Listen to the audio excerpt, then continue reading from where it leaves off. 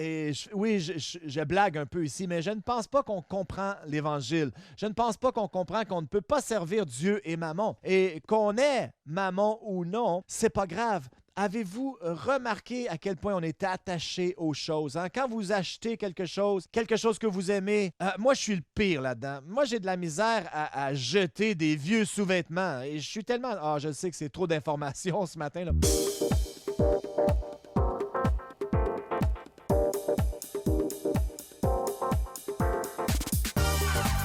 Bienvenue à l'Église du Rocher de Winnipeg.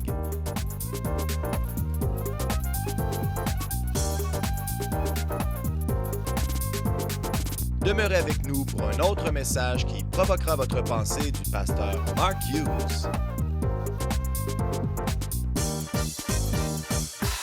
La semaine dernière, nous avons parlé Montrez-moi l'argent et le but du message, c'était pour vous montrer comment obtenir de l'argent. C'était bien, n'est-ce pas?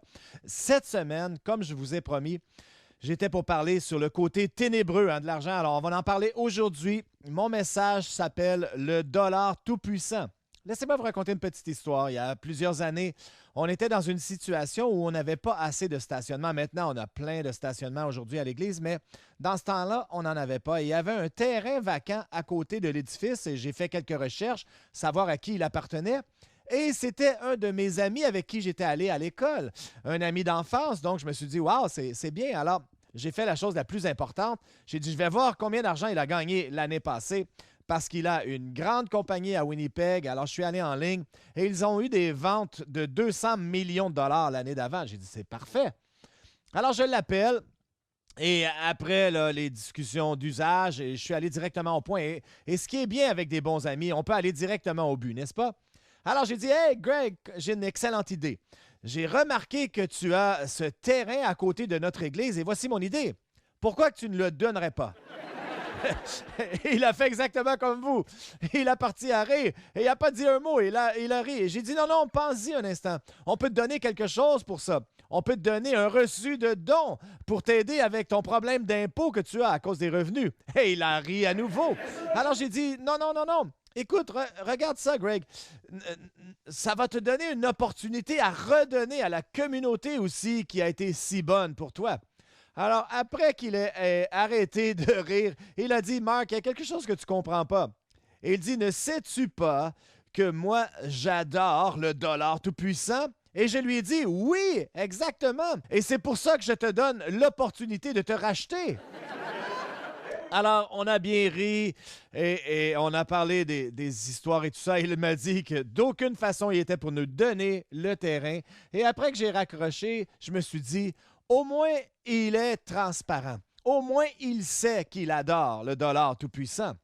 La plupart, le reste de nous, on n'est pas toujours prêt pour l'admettre. Et ce matin, on va regarder ce qu'on appelle le dollar tout-puissant. Et vous allez découvrir que, d'une certaine façon, c'est ce que Jésus l'appelait. Et on va regarder la parabole de l'économe infidèle. On va regarder la conclusion. Moi, je vais vous raconter, à cause qu'on manque de temps, je vais vous raconter l'histoire pour que vous vous en souveniez et ensuite ce que Jésus a dit. Premièrement, Jésus n'avait pas peur d'utiliser des caractères bizarres dans ses paraboles. Hein? Le juge inique, la parabole des talents avait des drôles de personnages. Et ici, on appelle l'économe infidèle. Et c'était un homme qui avait un maître, hein, un propriétaire, et lui, il était l'intendant, prenait charge. Et le maître a découvert que son employé trichait, alors il lui a dit, je te renvoie.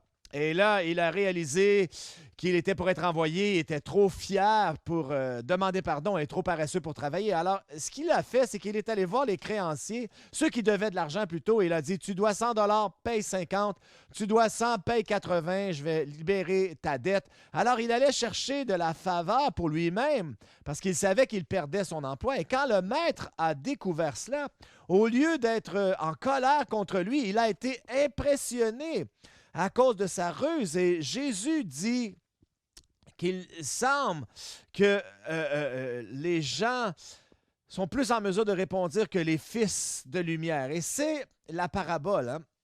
Ce que Jésus dit être l'application pour chacun d'entre nous. Donc, Allons dans Luc 16, 9. Il dit, « Et moi je vous dis, faites-vous des amis avec les richesses injustes. » Dites richesses injustes. Pour qu'ils vous reçoivent dans les tabernacles éternels quand elles viendront à vous. Celui qui est fidèle dans les moindres choses l'est aussi dans les grandes, et celui qui est injuste dans les moindres choses l'est aussi dans les grandes. Si donc vous n'avez pas été fidèle dans les richesses injustes, dites richesses injustes, je pense qu'il y a un thème ici, là. Qui vous confiera les vrais, les véritables? Et si vous n'avez pas été fidèle dans ce qui est à autrui, qui vous donnera ce qui est à vous? Nul serviteur ne peut servir deux maîtres plutôt, car il haïra l'un et aimera l'autre, ou il s'attachera à l'un et méprisera l'autre. Vous ne pouvez servir Dieu et Mammon. Et c'est une déclaration très audacieuse. Jésus dit, tu ne peux pas servir Dieu et Mammon. Donc, lorsqu'on va parler du dollar tout-puissant ici, là, il y a plein de conclusions là, qu'on peut avoir, mais moi, je vous en donne 3. Donc, premièrement, l'argent n'est pas neutre. Deuxièmement, l'argent vous faillira ou vous en manquerez. Et troisièmement, l'argent peut vous acheter des amis. Et on va regarder ça à la fin. Donc, on commence par le premier point. L'argent n'est pas neutre. Et bien souvent, on pense que l'argent est neutre. Hein? On pense que c'est une façon d'échanger, une commodité, elle n'a pas de puissance, c'est neutre, c'est pas animé. Non, Jésus arrive et il appelle ça l'argent et richesse injuste. Quelle caractéristique ici? Et il n'appelle pas, il ne dit pas l'argent est injuste, mais mammon. Mammon, ça voulait dire les richesses. Hein? Si un 20 $ était injuste, on ne voudrait pas le prendre et vous me le donneriez. Non, mais il ne dit pas que l'argent est injuste. Et il dit mammon est le mot. Et c'est un mot araméen, ça veut dire richesse en réalité. Donc mammon veut dire richesse et il veut distinguer ça de la monnaie. Mais comprendre que mammon ou la richesse a une caractéristique. Elle n'est pas neutre. Et comprenez ceci, tout le monde a besoin d'argent. Vous avez besoin d'argent. Est-ce que Jésus a eu besoin d'argent? Sur terre, est-ce qu'il avait besoin d'argent? Oui, il avait besoin d'argent. La nourriture ne tombait pas du ciel et la parole de Dieu nous dit qu'il y avait un trésorier qui, c'est Judas, évidemment, le plus malhonnête. Hein? Au moins, il était intéressé dans l'argent, mais il avait un trésor puisqu'il y avait un trésorier. Et allez voir, dans Luc chapitre 8, ça dit qu'il y avait des femmes, et je ne sais pas pourquoi, il y avait des femmes qui supportaient Jésus. Et il en nomme une, Marie de Magdala, celle qu'il a chassé 7 démons. Et les gens croyaient qu'elle était prostituée. Eh bien, si elle était prostituée, ça veut dire que les biens de son argent supportaient le ministère à Jésus. Et pensez-y un instant, là. Jésus avait 12 employés qui avaient des familles, donc ça aurait pris beaucoup d'argent. Alors, l'argent en elle-même n'est pas mal, mais ce qu'il dit ici, c'est que mammon, les richesses, la puissance, et il essaie de nous dire qu'il y a cette puissance distincte dans l'argent où on doit faire attention. Ensuite, il dit, vous ne pouvez pas servir Dieu et mammon. Alors, qu'est-ce qu'il voulait dire? Il a mis les richesses au niveau de divinité. Hein? Il dit, tu ne peux pas servir Dieu et mammon. Mammon, on peut servir les richesses. Et l'idée de cette parabole, c'est ceci. Vous ne devriez pas servir l'argent, mais l'argent devrait vous servir. On a de la difficulté, hein? Qu'on en ait ou non, on a de la difficulté. Paul vient dans 1 Timothée 6 et il dit, et terminez ça, l'amour de l'argent est la racine de tous les maux. Mais c'est pas tout à fait ici en français, là, dans la version, c'est plus correct. Ça dit, car l'amour de l'argent est une racine de tous les maux. Pas toutes les racines, non. Il y a d'autres, hein, il y a des crimes passionnels qui n'ont rien à voir avec l'argent. Donc, ça ne dit pas que c'est la racine de tous les maux, mais une racine de tous les maux. Donc, toutes sortes de maux ou de mal. Et ne ratez pas ici, il ne dit pas que l'argent est la racine, non. Il dit l'amour de l'argent est une racine de tous les maux. Et c'était très important dans l'histoire. Hein? Jésus dit, tu ne peux pas servir Dieu et mammon, parce que lisez l'autre verset, parce qu'il dit, les pharisiens qui étaient avares écoutait tout ce qu'il disait et se moquait de lui. Ambrose Bierce a dit ceci. Il a dit « Mammon est le dieu de la religion la plus grande où le temple est à New York. » Et c'est probablement vrai, n'est-ce pas? Dites-vous qu'il y a plus de gens qui adorent l'argent qu'ils adorent Dieu. Et la déclaration lui dit, le temple est dans la ville de New York, cette ville sainte. Et peut-être que vous ne le savez pas, mais la ville de New York était une des villes qui a été établie lorsqu'elle a été fondée. Pas comme une terre pour la liberté religieuse. Hein? La plupart des villes américaines se sauvaient de la persécution religieuse, mais New York n'était pas reconnue pour ça. Elle a été reconnue par les marchands du Pays-Bas comme une place pour faire de l'argent. Et aujourd'hui, les gens vont à New York pour faire de l'argent. On va à New York. Vous êtes allé à New York. Hein? On appelle ça la plus grande ville du monde. Et c'est vraiment le point tournant de la richesse, c'est la ville de New York. Peut-être que vous n'avez pas vu le film, mais ça s'appelait Wall Street avec Michael Douglas en 87. Et il jouait un caractère qui s'appelait Gordon Gekko. Et il avait une déclaration iconique qu'il dit, c'est l'avarice. L'avarice, c'est bon. L'avidité, la cupidité. Et là, quand on entend ça, on dit, ben non, on ne peut pas dire ça.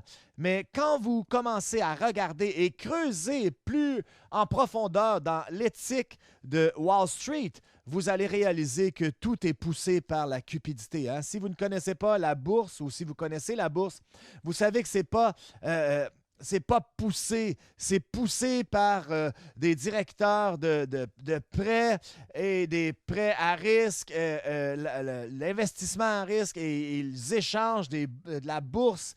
Et comment est-ce qu'on peut compétitionner avec ça? Et je ne vous dis pas de ne pas investir dans la bourse, mais soyez au courant que ce n'est pas un terrain de jeu égal et tout ça est manipulé.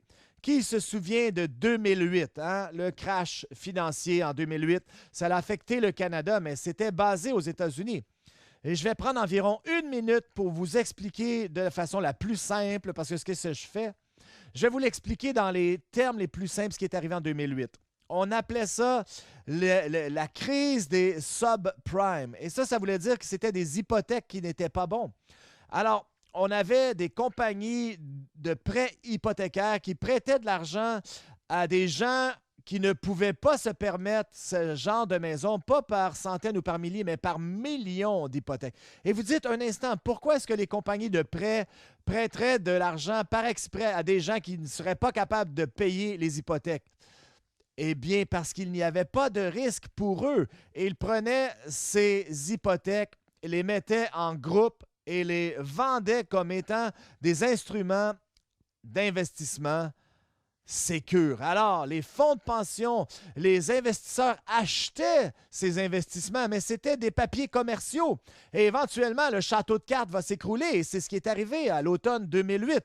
Tout s'est écroulé et la bourse a baissé, a craché, comme on dit. Et en 2 ans, 8 à 9 millions de personnes ont perdu leur maison, ont perdu leur travail et 15 trilliards de dollars de richesse s'est évaporé en quelques mois. Disparu. Les fonds de pension des gens, les investissements des gens, tout disparu. Et voici le pire. Personne n'est allé en prison. Vous savez pourquoi personne n'est allé en prison? Parce que même si c'était immoral et même si c'était pas éthique, c'était pas illégal. Et tout ce système n'était pas sous les règles aux États-Unis. Alors, toute l'économie a été en crise. Donc, le gouvernement fédéral est venu et ils ont investi de l'argent pour sauver ces grandes banques. Et je vais vous donner juste le côté financier, là. Les compagnies financières, le programme a donné 309 milliards de dollars à ces compagnies. Hein? Citigroup, GE, Bank of America, JP Morgan, Morgan Stanley, Goldman Sachs. Ils ont reçu 309 milliards de dollars. Et ensuite, ils leur ont prêté des milliards de plus. Et vous savez ce qu'ils ont fait avec cet argent? Ils ont pris l'argent et au lieu de les donner aux consommateurs, de les donner aux gens pour sauver leur maison, ils ont utilisé cet argent pour acheter les fonds qui avaient descendu. Ils ont fait des milliards de dollars avec ça. Goldman Sachs, ils ont reçu 10 milliards de dollars. Le gouvernement leur a prêté 39 millions de dollars. Ils ont déclaré un profit de 13 milliards de dollars et ils ont payé à leurs employés moyen 632 000 dollars cette année-là en pleine crise. Combien d'argent vous avez fait de vous cette année-là? 632 000, hein? Une fois, deux fois, trois fois? Non.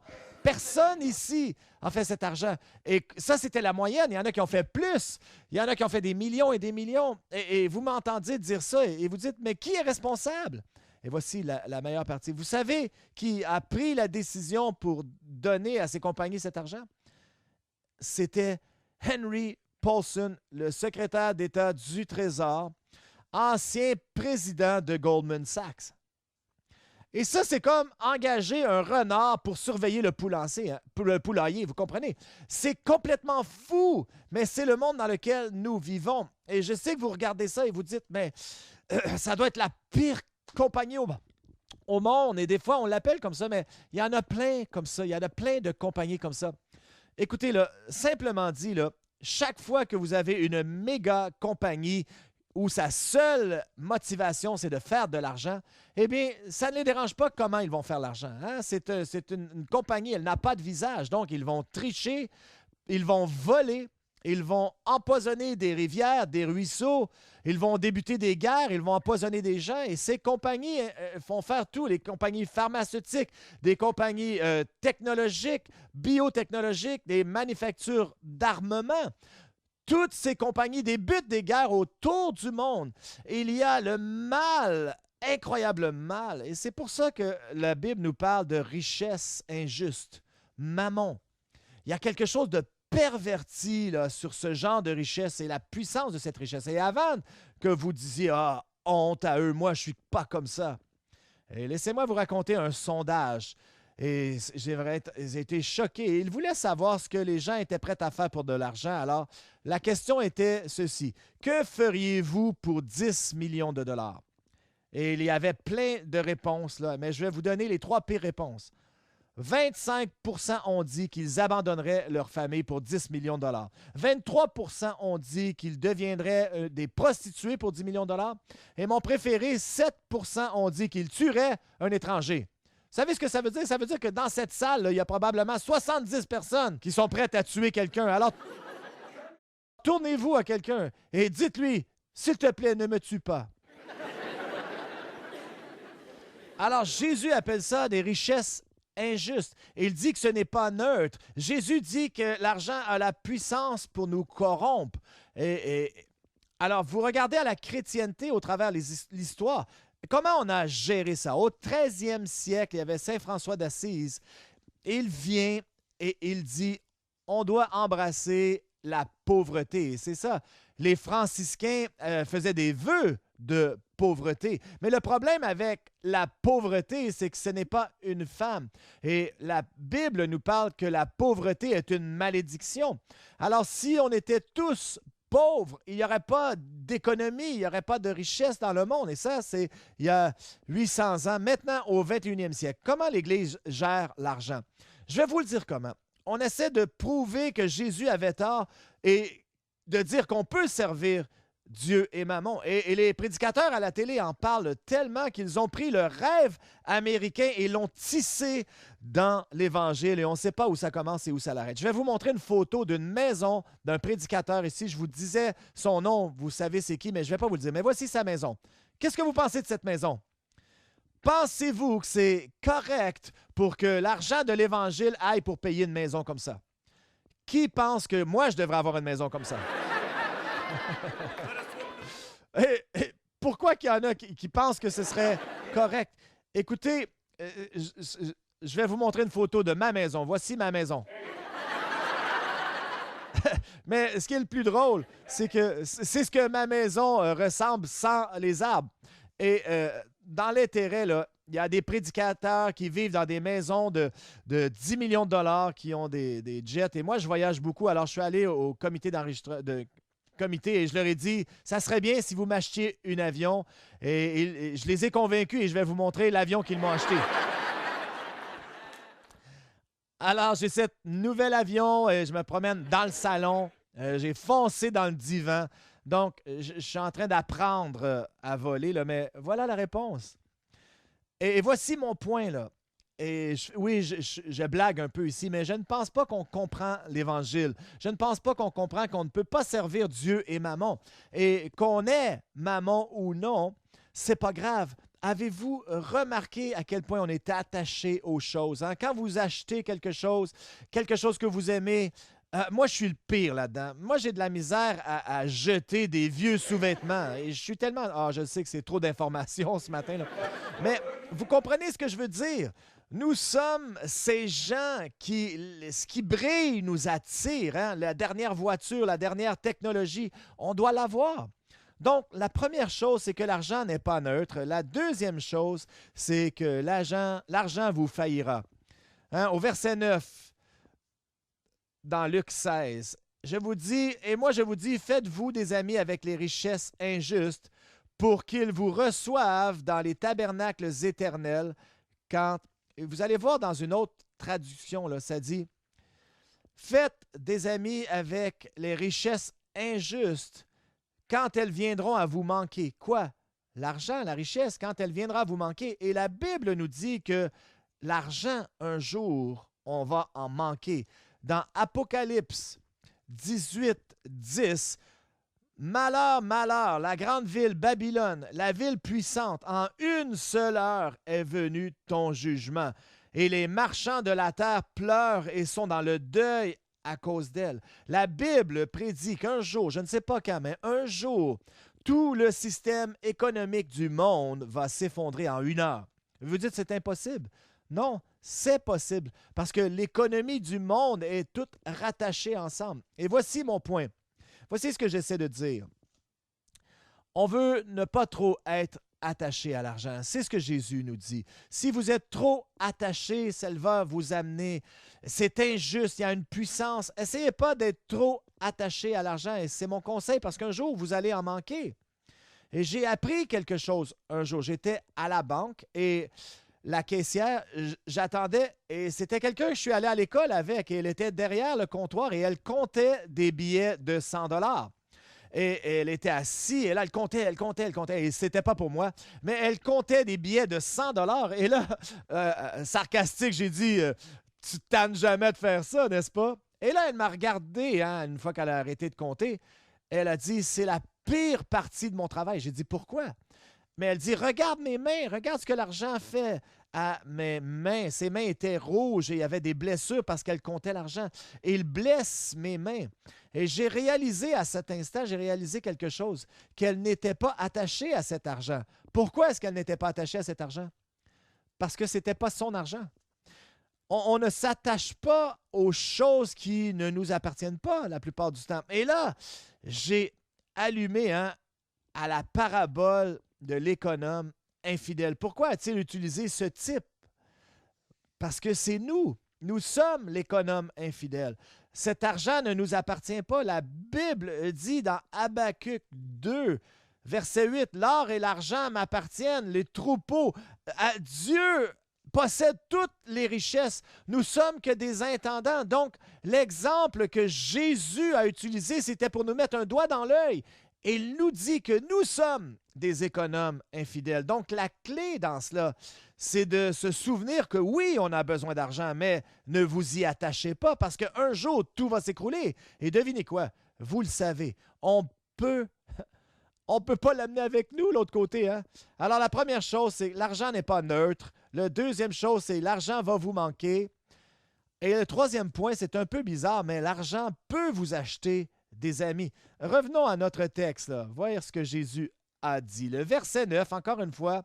« Et moi, je vous dis, faites-vous des amis avec les richesses injustes, pour qu'ils vous reçoivent dans les tabernacles éternels quand elles viendront à vous manquer. » Qu'est-ce que des tabernacles éternels?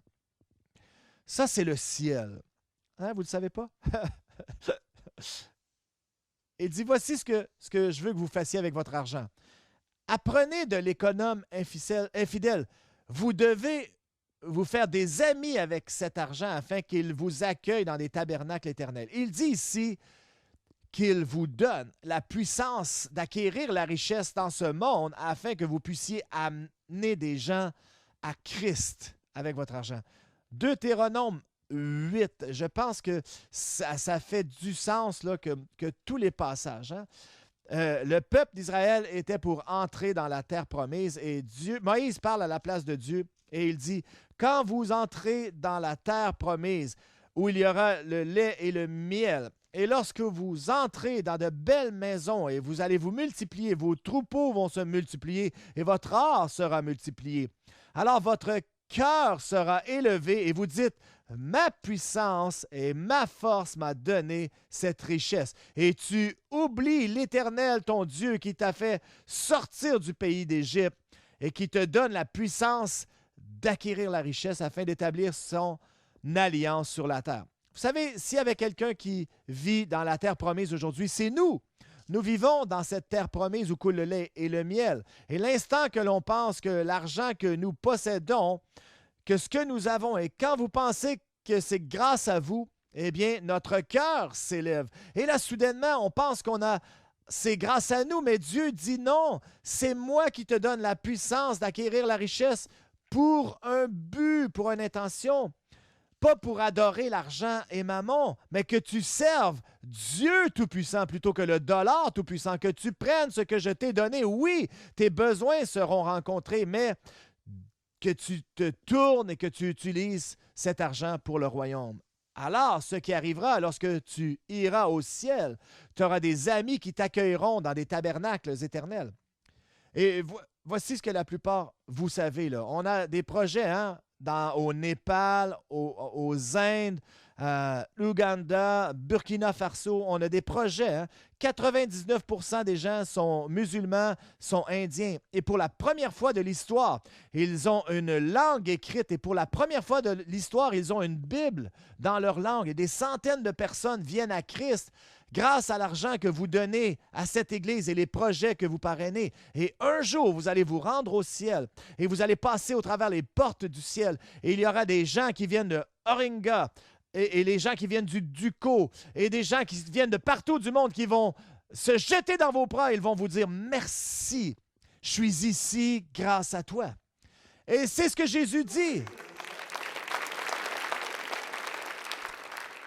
Vous savez, hein, l'œuvre que vous supportez aux Philippines, hein, quand on prend des offrandes, vous dites, il y a beaucoup d'offrandes pour les missions ici. Et oui, on le fait, on en fait souvent. C'est parce qu'on est passionné. Vous savez ce qui va arriver? Un jour, quand vous allez arriver au ciel, il va y avoir ces Philippins qui vont venir en courant. Et ils étaient orphelins, ils vivaient sur la rue. Et grâce à l'argent que vous avez donné, quelqu'un les a saisis, les a amenés dans une maison, les a éduqués, les a amenés à l'école, leur a présenté Christ. Et ils sont au ciel grâce à l'argent que vous avez fait. Alors Jésus dit, faites-vous des amis avec les richesses injustes. Utilisez-la. Oui, il veut rencontrer tous vos besoins, mais il n'est pas prêt à rencontrer votre cupidité. Alors, il veut que votre coupe déborde afin que vous ayez en abondance pour toute bonne œuvre, afin que vous puissiez faire quelque chose pour ça. Et je sais que plusieurs sont nerveux et vous dites, Pasteur Marc, tu me fais peur là, que l'argent a de la puissance, qu'on va manquer d'argent. Je suis inquiet. Eh bien, Jésus a parlé de ça aussi, n'est-ce pas? Et il dit, ne vous inquiétez pas de ce que vous allez manger, de ce que vous allez boire ou comment vous allez être habillés, car ce sont les païens qui recherchent ces choses. Et le Seigneur connaît vos besoins. Alors, cherchez premièrement le royaume de Dieu et toutes ces choses vous seront données par surcroît. Dieu va prendre soin de toi. Tu n'as pas besoin de t'inquiéter de ça. Tu as un choix à faire. C'est soit que tu vas adorer le dollar tout-puissant ou le Dieu tout-puissant et il pourvoira à tous tes besoins selon sa richesse et sa gloire. Amen. Levons-nous ensemble.